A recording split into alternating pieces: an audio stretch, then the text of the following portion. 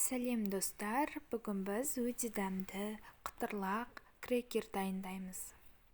Ол үшін ыдысқа суды, тұзды салып араластырамыз. Сосын үстіне сұйық майды құйып, тағы да жақсылап араластырамыз.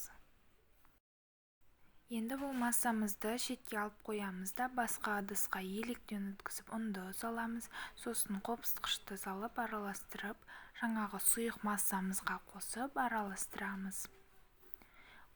Массамыз қоймалжың болғанда үстіне күнжіт немесе тмин, сондай әртүрлі дақылдарды салсаңыздар болады.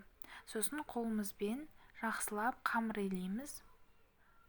Сосын қамырды 20-30 минутқа бетін жауып қоямыз. 20 минут өткесін қамырымызды алып, екіге бөлеміз.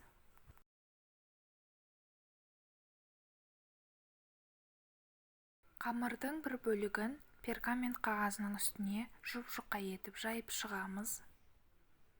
Сосын барлығын кубиктап, видеодағыдай кесіп шығамыз.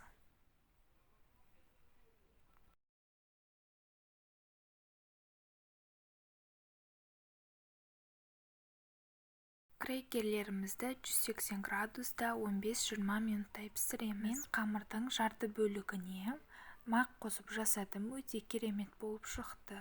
Міндетті түрде дайындап көріңіздер. Өте қытырлақ, өте дәмді болып шығады.